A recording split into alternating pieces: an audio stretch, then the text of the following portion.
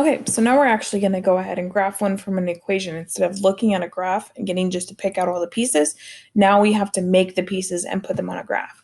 So step one, find the axis of symmetry. And there's this formula here, this one, negative b over 2a. Now remember, they're getting b and a from the equation up here, right? 1 is going to be a because it doesn't have a number in front, so you can assume that it's 1, not 0. And so they have it written here, and they went ahead and already plugged it in. So negative 2 divided by 2 is negative 1.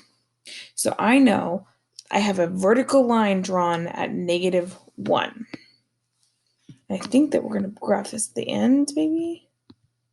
Yes, okay. So hopefully I'll be able to remember all the pieces. Okay. So if you remember looking at the graphs, the vertex actually is on the axis of symmetry, right? It's the very minimum or maximum point of your parabola. So what they do here, we found the negative 1, you need the other point. It'll be negative 1, comma something. We don't know what it is. In order to find that point, what you do is you plug the negative 1 back into the x's of your equation. So we're going to put in a negative 1 and a negative 1, and then you're going to solve it all out. So I'm looking, negative 1 squared is 1. We have 2 times negative 1 is negative 2. I think altogether this makes a negative 7, and actually has it down below. Okay, the vertex lies at negative 1, negative 7, because A is blank, positive. I think that's what they want there. The graph opens up. Not really sure what they want there, so let's go ahead and skip that part. But basically, we got the important stuff. We got the fact that negative 1, negative 7 is the vertex. So we got our axis of symmetry, we have a vertex. The next piece that we need is the y-intercept. Now, there's 2 ways to find it. The easy way, y-intercept is always the c. Okay, c. So this one would be negative 6 here. Okay, if it didn't have anything that back there, it'd be a 0.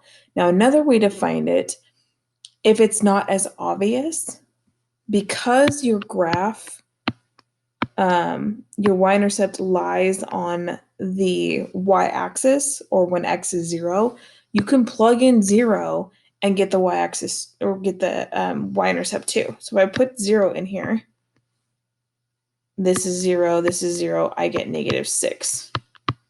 So you can get it the same way. Okay, all right, so let's scroll down.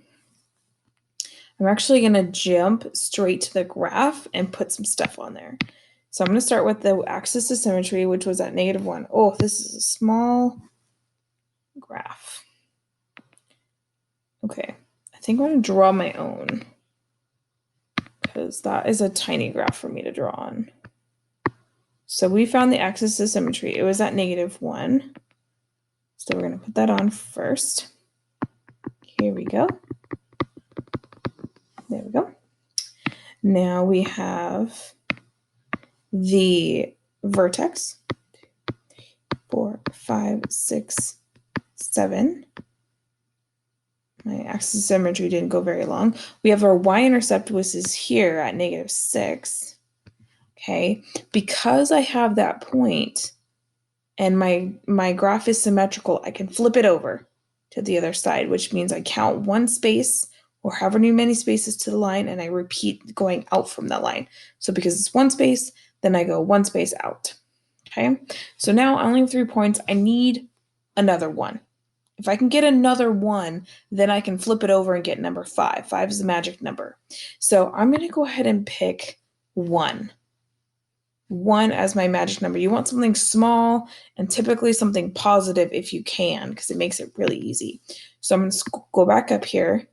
They picked 2, and 2's fine, but I'm going to go ahead and swap that out, and I'm going to say 1. So I'm going to say 1, because it's an easier number than 2, because it's smaller. 1, 1. So I get 1 squared plus 2 times 1, which is 3 total, minus 6, which is negative 3. So there's this other point that's 1 comma negative 3. Okay, so I'm going to go down to my graph, and I'm going to put 1, -3 on there, right there. Okay, remember, we want to flip it to get another point. So go straight across. Count 1, 2, 1, 2. And don't forget, parabolas go on forever, just like a linear equation, so you need arrows at the end. And there's your graph. 5 steps to do it.